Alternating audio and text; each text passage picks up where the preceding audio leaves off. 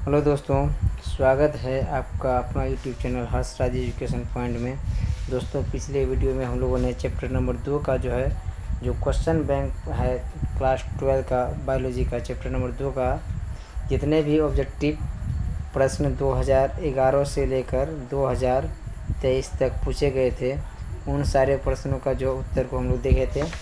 इस वीडियो में हम लोग चैप्टर नंबर 3 यानी जीव जनन कैसे करते हैं उसका यानी जितने भी ऑब्जेक्टिव प्रश्न पूछे गए हैं 2011 से लेकर 2023 तक, तो उसका ऑब्जेक्टिव प्रश्न का उत्तर देखेंगे।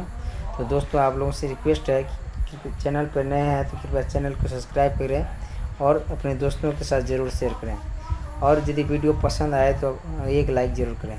चलिए शुरू करते हैं आज का वीडियो। आज का पहला सवाल है कि फूल का कौन सा भाग फल में परिवर्तित होता है। कहता फूल का कौन सा भाग जो फल में परिवर्तित होता है, तो सही जवाब हो जाएगा ऑप्शन नंबर ए, अंडाशय। अंडाशय जो है फूल का जो वैसा भाग है जो फल में परिवर्तित होता है। ऑप्शन नंबर ए इसका सही जवाब हो जाएगा। अगला सवाल है, फूल का नर जनन अंग है, तो फूल का जो नर जनन अंग कौन है, ये पुंकेसर है। ऑप्शन नंबर ए इसका सही जवाब हो जाएगा।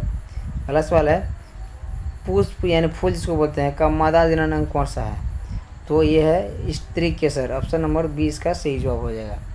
अगला सवाल देखते हैं, फूल का सबसे बाहरी भाग कौन सा होता है। फूल का सबसे बाहरी भाग कौन होता है, तो सही जवाब हो जाएगा ऑप्शन नंबर डी, ये होता है पंखुड़ी। ऑप्शन नंबर डी इसका सही जवाब हो जाएगा। अगला सवाल है, पुंकेसर के किस भाग में परागकण होते हैं। तो कहता है पुंकेसर का जो कौन सा भाग है जिसमें परागकण होता है, तो सही जवाब हो जाएगा ऑप्शन नंबर बी, पराग कोश में। ऑप्शन नंबर 20 का सही जवाब हो जाएगा। अगला सवाल देखते हैं, स्त्री केसर का कौन सा भाग पुष्पासन पर अवस्थित रहता है। कहता है स्त्री केसर का कौन सा भाग जो पुष्पासन पर अवस्थित रहता है, तो सही जवाब हो जाएगा ऑप्शन नंबर सी, ये अंडाशय। ऑप्शन नंबर सी इसका सही जवाब हो जाएगा। अगला सवाल देखते हैं, निम्न में से कौन एक लिंगी पुष्प है, यानी निम्नलिखित में से कौन जो है एक लिंगी पुष्प है, तो सही जवाब हो जाएगा ऑप्शन नंबर ए, ये तरबूज जो है एक लिंगी पुष्प है। ऑप्शन नंबर ये इसका सही जवाब हो जाएगा। अगला सवाल देखते हैं, अगला सवाल है, निम्न में से कौन उभयलिंगी पुष्प है। निम्नलिखित में से कौन जो है उभयलिंगी पुष्प है, तो सही जवाब हो जाएगा ऑप्शन नंबर सी, सरसों का। ऑप्शन नंबर सी इसका सही जवाब हो जाएगा। अगला सवाल है, पराग कोश में पाया जाता है, तो पराग कोश में क्या पाया जाता है, तो सही जवाब हो जाएगा ऑप्शन नंबर सी, तंतु पाया जाता है। अगला सवाल है, भ्रूण कहाँ विकसित होता है, तो भ्रूण का जो विकास कहाँ पे होता है, तो सही जवाब हो जाएगा ऑप्शन नंबर डी, ये बीजांड में होता है। ऑप्शन नंबर डी इसका सही जवाब हो जाएगा। अगला सवाल देखते हैं, पुष्पी पौधे में लैंगिक जनन किसके द्वारा होता है। पुष्पी पौधे में जो लैंगिक जनन किसके द्वारा होता है, तो सही जवाब हो जाएगा ऑप्शन नंबर डी, फूलों द्वारा। अगला सवाल है, निम्नलिखित में से कौन एक पुष्प से प्राप्त होता है। कहता है कौन जो एक पुष्प से प्राप्त होता है निम्नलिखित में से, तो सही जवाब हो जाएगा ऑप्शन नंबर सी, ये जो केसर जो होता है ये पुष्प से प्राप्त होता है। ऑप्शन नंबर सी इसका सही जवाब हो जाएगा। अगला सवाल है, ईस्ट में लैंगिक और अलैंगिक जनन की विधि क्या कहलाता है। कहता है ईस्ट जिसको हम लोग क्या बोलते हैं, खमीर बोलते हैं। खमीर जो है, खमीर में जो अलैंगिक जनन की विधि को क्या कहा जाता है, तो सही जवाब हो जाएगा ऑप्शन नंबर डी, ये मुकुलन होता है। ऑप्शन नंबर डी इसका सही जवाब हो जाएगा। अगला सवाल है, अमीबा किस प्रकार की प्रजनन विधि को अपनाता है। कहता है अमीबा जो है किस प्रकार की प्रजनन विधि को अपनाता है, तो ये विखंडन विधि को अपनाता है। ऑप्शन नंबर 20 का सही जवाब है, यानी टूटता है। ठीक है, अगला सवाल देख लेते हैं, निम्न में से कौन मलेरिया परजीवी है। निम्नलिखित में से जो कौन मलेरिया परजीवी है, तो सही जवाब हो जाएगा option number C, plasmodium. Option number C इसका सही जवाब हो जाएगा। अगला सवाल है, प्लाज्मोडियम किस प्रजनन विधि का अपनाता है। कहता है प्लाज्मोडियम जो है मलेरिया का परजीवी है, ये किस प्रजनन विधि को अपनाता है, तो सही जवाब हो जाएगा ऑप्शन नंबर बी, ये विखंडन विधि को अपनाता है। ऑप्शन नंबर 20 का सही जवाब हो जाएगा। अगला सवाल है, एक कोशिकीय जीव एक साथ अनेक संतति कोशिकाओं में विभाजित होना क्या कहलाता है। एक कोशिकीय जीव का जो है एक साथ अनेक संतति यानी छोटे छोटे कोशिकाओं में विभाजित होना क्या कहलाता है, तो सही जवाब हो जाएगा ऑप्शन नंबर ए, ये बहुखंडन कहलाता है। ऑप्शन नंबर ए इसका सही जवाब हो जाएगा। आगे जो है इसका ऑप्शन मिट गया है। ठीक है, अगला सवाल देखते हैं, विशेष कार्य हेतु विशिष्ट कोशिकाओं के समूह को क्या कहते हैं। कहता है विशेष कार्य हेतु विशिष्ट कोशिकाओं के समूह को क्या कहते हैं? तो सही जवाब हो जाएगा ऑप्शन नंबर बी, उत्तक कहते हैं। कोशिकाओं के समूह को क्या कहते हैं? उत्तक कहते हैं। अगला सवाल है, स्पायरोगैरा किस प्रजनन विधि को अपनाता है? स्पायरोगैरा जो है किस प्रजनन विधि को अपनाता है? तो सही जवाब हो जाएगा ऑप्शन नंबर बी, ये खंडन विधि को अपनाता है। ऑप्शन नंबर बी इसका सही जवाब हो जाएगा। अगला सवाल है, पूर्ण रूपेण विभेदित जीवों में अपने कायिक भाग से नए जीव के निर्माण निम्न में से किस प्रकार की प्रजनन विधि है? तो सही जवाब हो जाएगा इसका ऑप्शन नंबर सी, पुनरुद्भवन। क्या है? पुनरुद्भवन। ऑप्शन नंबर सी इसका सही जवाब हो जाएगा। अगला सवाल है, निम्न में से कौन सा पौधा बीज उत्पादन करने की क्षमता खो चुका है? कहता है निम्नलिखित में से कौन सा पौधा जो है बीज उत्पादन करने की क्षमता को खो चुका है? तो सही जवाब हो जाएगा ऑप्शन नंबर डी, ये सभी। यानी कौन कौन? केला का बीज नहीं होता है, गन्ना का बीज नहीं होता है, गुलाब का बीज नहीं होता है, केवल इसको जो है कलम विधि से लगाया जाता है। ठीक है, कलम विधि से जो है इसको लगाया जाता है। अगला सवाल देखते हैं। अगला सवाल है, बीज नहीं उत्पन्न करने वाले पौधे से नए पौधे तैयार करने के लिए किस तकनीक का उपयोग किया जाता है? यानी बीज जो पौधे बीज नहीं उत्पन्न करते हैं तो नए पौधे तैयार करने के लिए जो है किस तकनीक का उपयोग किया जाता है? तो सही जवाब हो जाएगा ऑप्शन नंबर डी, कायिक प्रवर्धन का जो है यानी तना को काट काट के जो नए पौधे को जो उगाया जाता है। ऑप्शन नंबर डी इसका सही जवाब हो जाएगा। अगला सवाल है, ब्रायोफिलम की पत्तियों के कोड़ पर कुछ कलिकाएं विकसित होकर मृदा में गिर जाती है यानी मिट्टी में गिर जाती है तथा नए पौधे में विकसित हो जाती है। तो यह किस प्रकार का प्रजनन विधि है? कहता है ब्रायोफिलम जो होता है, ब्रायोफिलम की पत्ती जो कुछ कलिका जो टूट के जो ज़मीन में गिर जाती है और नए पौधे में विकसित हो जाती है, तो यह किस प्रकार का प्रजनन विधि है? तो सही जवाब हो जाएगा ऑप्शन नंबर सी, ये हो जाएगा कायिक प्रवर्धन। ऑप्शन नंबर सी इसका सही जवाब हो जाएगा। अगला सवाल है,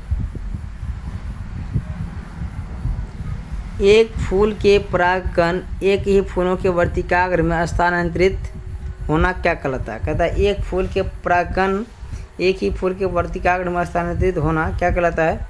तो सही जवाब हो जाएगा ऑप्शन नंबर ए, ये स्वपरागण कहलाता है। ऑप्शन नंबर ए इसका सही जवाब हो जाएगा। अगला सवाल है, एक पुष्प से पराग एक ही पौधे के दूसरे फूल के वर्तिकाग्र में स्थानांतरण क्या कहलाता है? तो सही जवाब हो जाएगा ऑप्शन नंबर बी, ये संकरण परागण कहलाता है। ऑप्शन नंबर बी इसका सही जवाब हो जाएगा। अगला सवाल है, निम्न में से कौन पर परागण में मदद करता है? कहता है निम्नलिखित में से कौन जो है पर परागण में मदद करता है? तो इसका सही जवाब हो जाएगा ऑप्शन नंबर डी, ये सभी। कौन कौन? पवन यानी हवा भी करता है, तितलियां भी करता है और मधुमक्खियां भी करता है। तो इसका सही जवाब हो जाएगा ऑप्शन नंबर डी, ये सभी। अगला सवाल है, हवा द्वारा परागण निम्न में से किस पौधे में होता है? कहता है हवा द्वारा परागण जो है किस पौधे में होता है? तो सही जवाब हो जाएगा ऑप्शन नंबर डी, ये सभी में। यानी हवा द्वारा परागण जो है मक्का का भी होता है, धान का भी होता है और गेहूं का भी होता है। ऑप्शन नंबर सी इसका डी इसका सही जवाब हो जाएगा। अगला सवाल है, किस तकनीक में पौधे के उत्तक अथवा उनकी कोशिकाओं को पौधे के शीर्ष वर्धमान भाग से पृथक कर नए पौधे उगाए जाते हैं? तो उसको क्या कहते हैं? तो इसका सही जवाब हो जाएगा ऑप्शन नंबर बी, इसको उत्तक प्रवर्धन कहते हैं। ऑप्शन नंबर बी इसका सही जवाब हो जाएगा। अगला सवाल है, राइजोपस के कवक में किस प्रकार का अलैंगिक प्रजनन होता है? कहता है राइजोपस के कवक में किस प्रकार का अलैंगिक प्रजनन होता है? तो सही जवाब हो जाएगा ऑप्शन नंबर डी, ये बीजाणु समासंग होता है। ऑप्शन नंबर डी इसका सही जवाब हो जाएगा। अगला सवाल है, अलैंगिक जनन मुकुलन द्वारा होता है।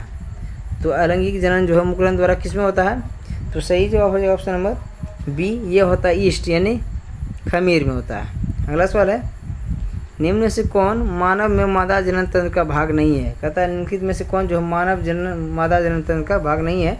तो इसका सही जवाब हो जाएगा ऑप्शन नंबर सी, ये शुक्रवाहिका जो है पुरुष जनन भाग है। ऑप्शन नंबर सी इसका सही जवाब हो जाएगा। अगला सवाल ले लेते हैं, नर युग्मक और मादा युग्मक के संयोजन से बनता है। तो क्या बनता है? तो ये युग्मनज बनता है। ऑप्शन नंबर सी इसका सही जवाब हो जाएगा। अगला सवाल है मनुष्य कोशिका में गुणसूत्रों की संख्या होती है। तो ये बहुत ही वीवीआई सवाल है, ठीक है। मनुष्य कोशिका में जो गुणसूत्रों की संख्या कितना होता है, तो 23 जोड़ी होती है।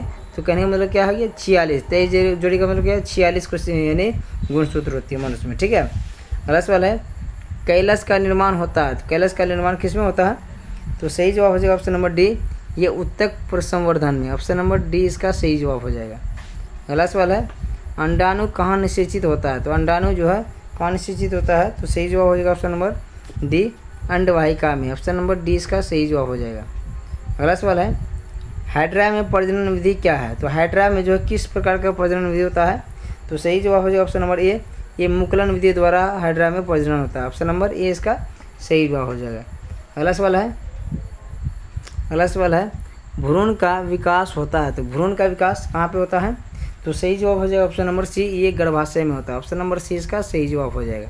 अगला सवाल है उभयलिंगी जीव है, निम्नलिखित में से जो कौन उभयलिंगी जीव है, तो सही जवाब हो जाएगा ऑप्शन नंबर डी, ये केचुआ जो है उभयलिंगी जीव है। ऑप्शन नंबर डी इसका सही जवाब हो जाएगा।